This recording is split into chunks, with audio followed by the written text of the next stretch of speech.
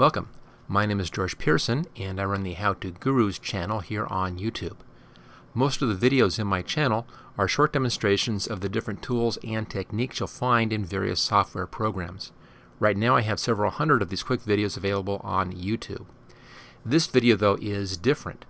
This is part of a new series of longer demonstrations that I'm doing to show you how to complete complex projects from start to finish using a variety of techniques and tools. All of the images I use in these projects are in the public domain, and I've included a link to the pictures in the video description in case you want to work along using the same images. Okay, let's move on to the project. In this special Photoshop text video, we'll take a look at creating a neon effect, as you can see right here on this wall. Now, it's a fairly straightforward, easy effect, and I'll show you a couple of different versions of this. One will put on a flat wall like that, and another one will put on a glass surface right there. Same technique, just a slight variation here for the glass surface. Okay, let's see how this is done. You just cancel that out, don't need that.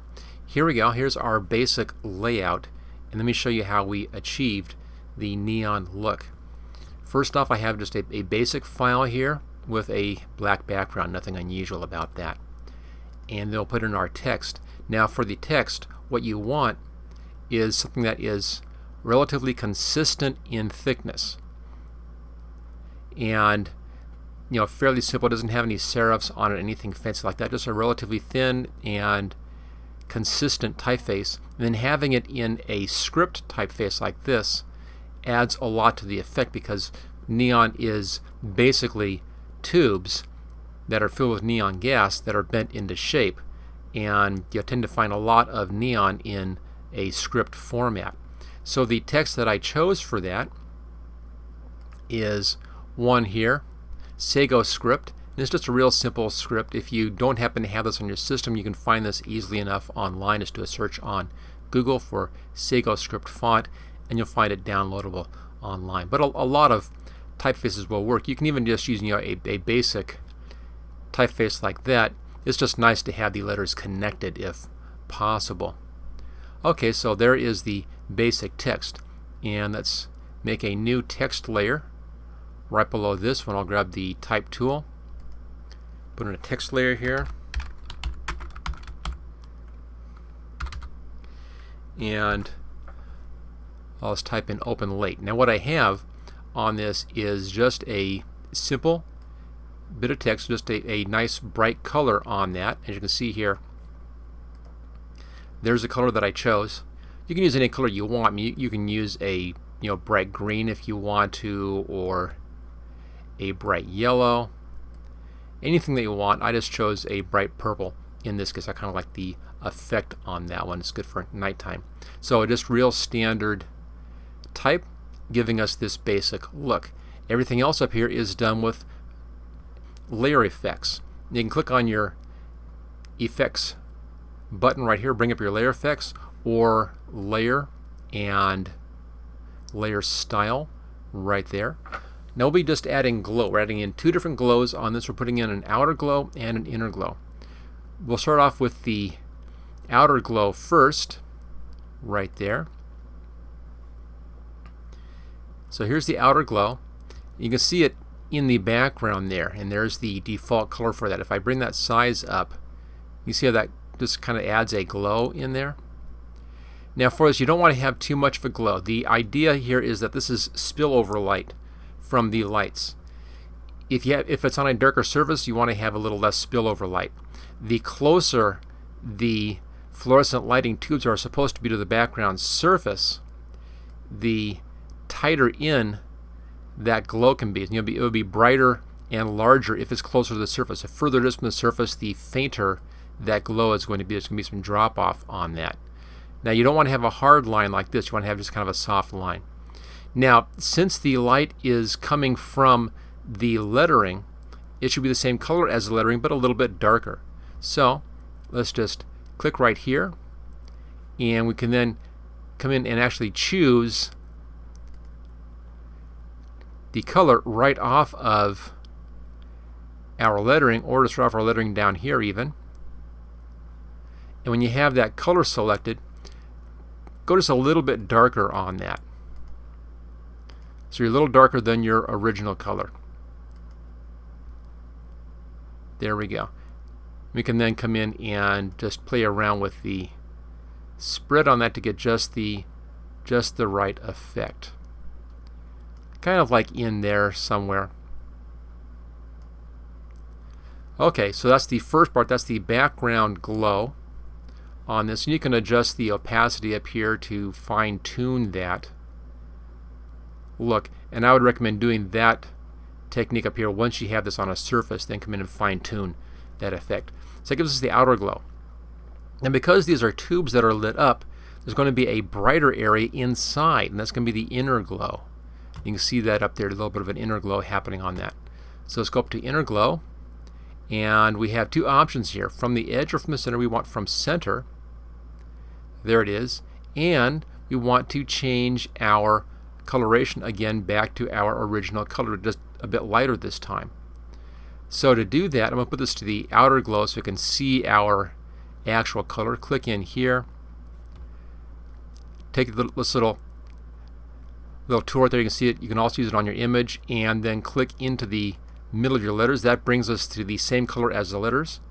I'll then bring that way up here to the left so it's the same color, just a lot brighter. And then set that back to center. You can see there we go. We now want to bring that down. It's way too much. We want just a little bit of that. Now choke is going to pull that in from the edge, and then the size will allow you to adjust that amount. And it's kind of going back and forth with these two settings until you get just a little bit. You don't want much. You just want just a hint, just a few spots in there, as we have right down there. And it's a real subtle adjustment to get it just exactly right on that. Again, you don't want that much. You want just a little bit in there in the middle of your letters, just a touch. And of course we can adjust the opacity on that as well to get that exactly right. So there we go. That is all you need to do to create the neon effect on your letters. Everything past this is just blending it in with a background. And let's see how that's done. Over here I have just a picture of some wall. There's some bricks in there. So I'll take these bricks, drag that layer in here, and make sure that that's nice and centered. There we go. That fits. I'll take this wall and put it underneath of our new lighting text. There we go. Let's now just move that up here a little bit. So far so good. Now I want to knock the wall down so it looks like it, well I should not knock the wall down obviously, but bring down the values. So I'm going to make a copy of this. There we go. And then using our blending modes, we can blend that top wall into the wall underneath with differing effects. Like that's kind of nice. You tend to get these sharper, more distinct colors at night. So we have that happening. I can go through here and try everything else and just see what happens. But at the top up here, multiply is not too bad. Color burn's not too bad. Linear burn's even better. It just kind of darkens things down. We can take it down even further because of course the light source is here. I don't want to have any light down here. So let's put in a gradient on this. I'll bring our colors to our default setting, and then we're going to go black to clear on this. Gradient tool. Choose the foreground color to clear. Hold the shift key down to draw perfect line on that. Put in our gradient, and we're going from the bottom to the top on this. There we go. You can adjust the amount of the drop off just by adjusting your opacity, so you can have just a little bit of drop off if you want in there. Okay, just about there. The last thing you may want to do is to brighten up a little bit of a layer in here, actually add in some purple color, and we can do that with just kind of a cute trick. I'll grab the elliptical marquee tool in here,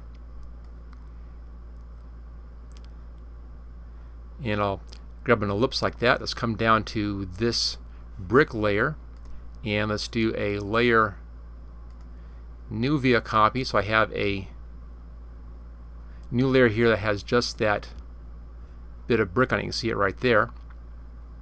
Now I had a little bit of a softening of the edge on that, and to dip my selection, a little bit of feathering on the edge to soften that edge out. We can now change the values of this to bring that purple tone. So image, adjustments, hue saturation, and let's just adjust our hue and bring our lightness up a little bit.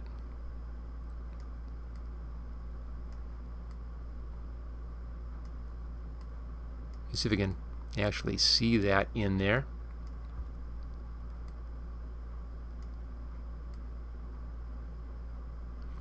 There we go, trying to find where it's coming in towards the purple. A little hard to see here. So let's do something else. So actually we're in kind of a yellowish coloration there, though it's not quite what I wanted. So I'm going to do something else on this just to help pull those colors in. I'm going to colorize this. And let's click on colorize.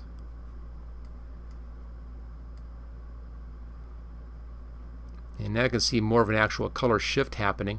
You'll watch over there. There it is. You can see a little bit of that purplish tint now. Right there.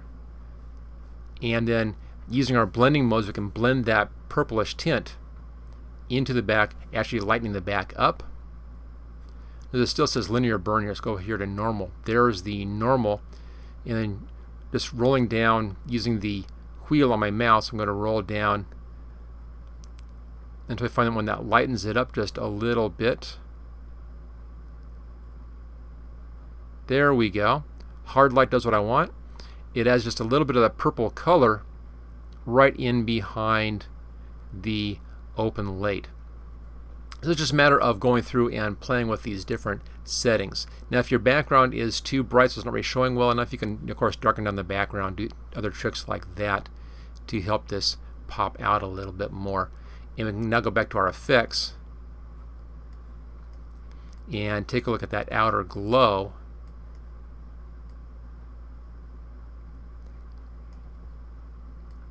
And then just adjust that to the right amount. There we are. That's a little bit better. We can also take a look at that inner glow if you want to adjust the inner glow a little bit as well. See if we can get just enough. So we're now trying to match the effect on the wall and make it a little more apparent. There we go. So it's a bit of a balancing act going back and forth like that until you get it just right. Then you have your neon effect. Now I may want to darken things down a bit here. It may be a little too bright on the wall behind this. The darker the background is, the better it's going to look. The more light you'll see on the image with a darker background. But that's the basic idea.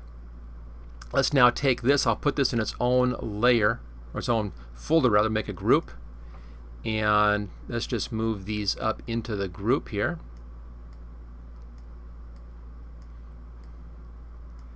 Just like that. So they're all now in one group. Collapse that and hide that group. Let's now take this and put this into a different picture and see how that's done. And I have one here on my other file. There we go. Let's take a look at what needs to be done to get this window effect.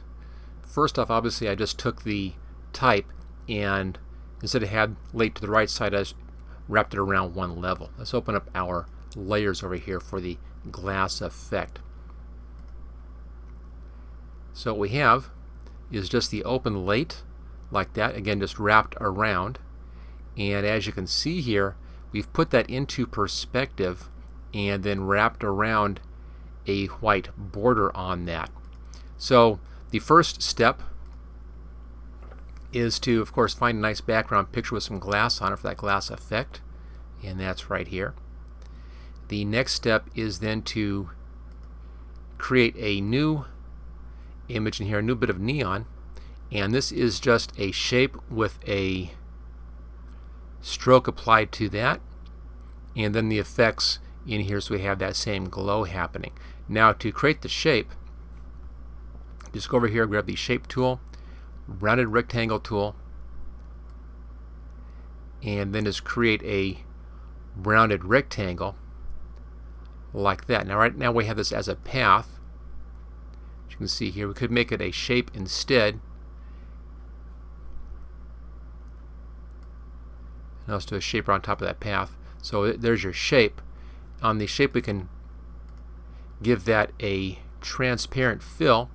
There you go. So shape tool, transparent fill, there's the white, and then it's simply a matter of applying our layer styles to that, either from the FX button right here or up here, layer and layer styles.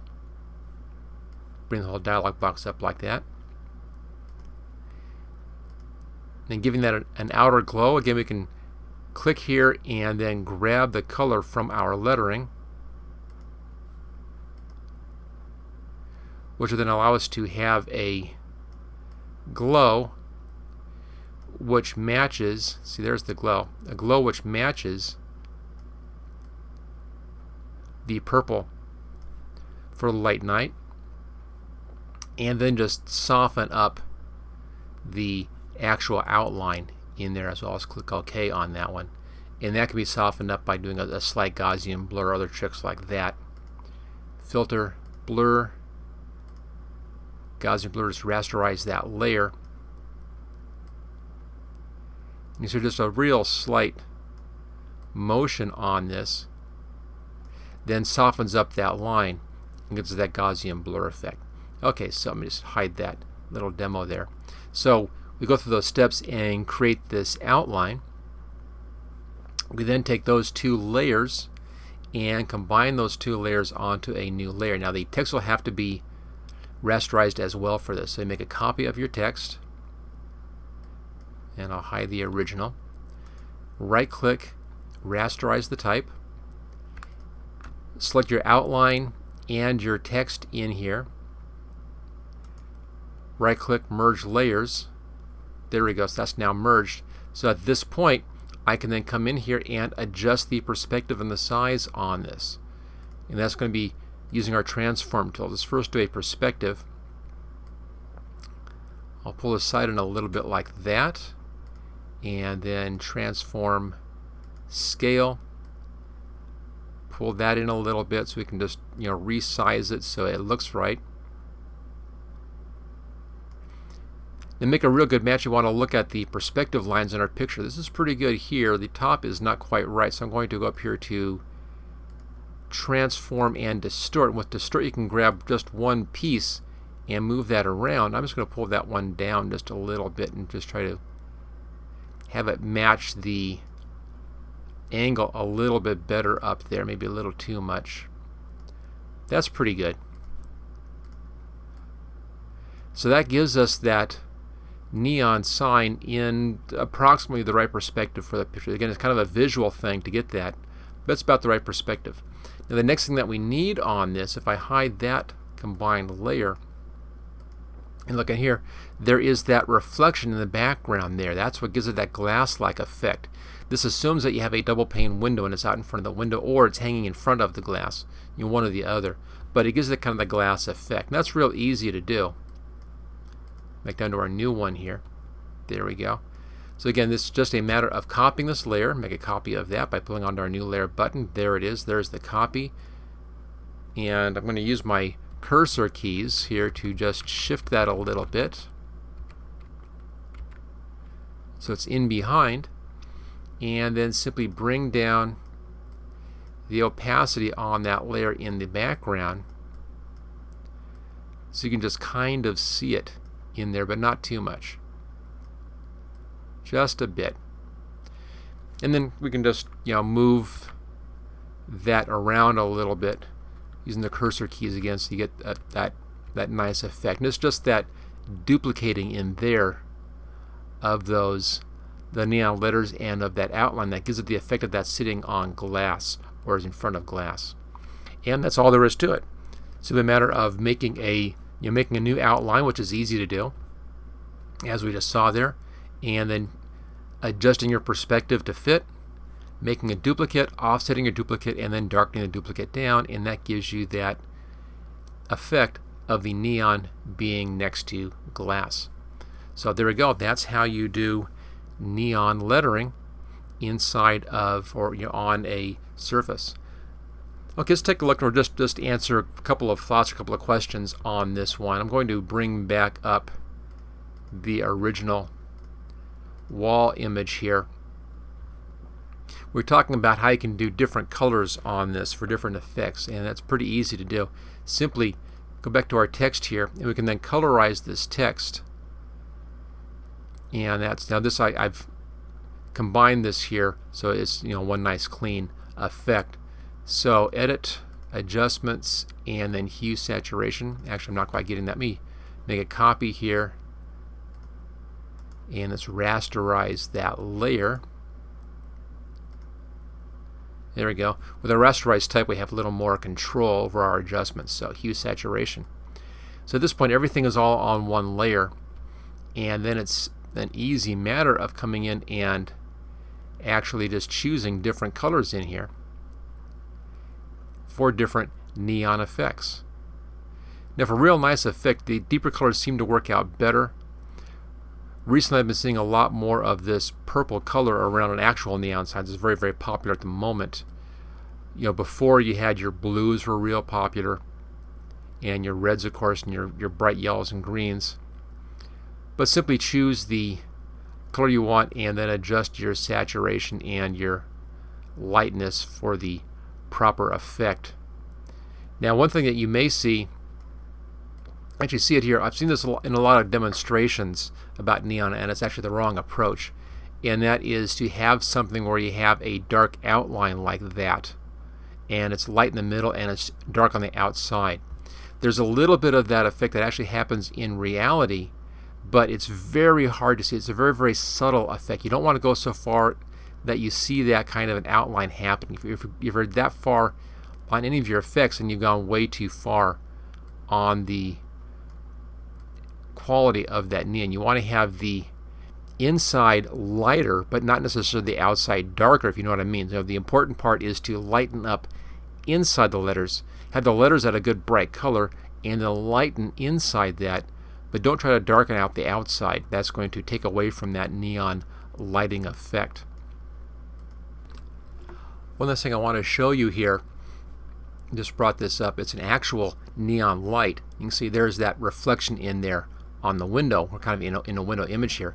But if you really want to give your neon a real authentic look, you want to make this look even more authentic, even more real neon, then you want to have some additional stuff in here. Notice we have some lines in behind. These are lines that run the lighting, and there are these little highlight spots in there that are coming off. This is where the tubes are connected, or where the connections are, where the tubes connect to the framework in the background that powers the neon.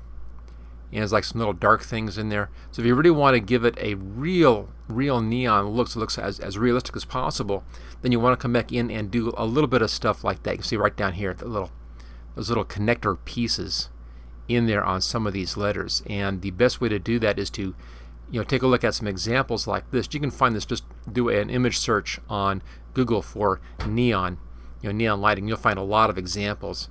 And take a look at some of these little spots, like right there. And here you get these little highlight things happening, and right there, right up here, right over here, that make it look as if it's actually being attached to the neon structure. So if you came back in and you added some of that stuff in here, it would really accentuate the effect of this being an actual neon light instead of just neon lighting that we have created. Maybe put a little trailing black line off of one side or something to give it that final effect. And even here, this would all be one actual one piece of tube, and there would be a connection line in here, maybe a line down here that would be darker, where the tube is actually painted black, so you don't see the neon effect. So you'd have a little line here, there'd be a little light bit here, a little edge bit right there, and then a dark line, and then over here there may be a line connecting this up to the top up here, or straight across, probably up to the top like that. So it'll be a darker line in here, and then where it connects, your little lighter bits coming out. So you do some of that stuff, some of the additional details that are very, very subtle that people may not really spot right off the bat, but the eye catches those things and the subconscious catches those things and says, okay, this must be a real picture because I'm seeing some of that other stuff in there.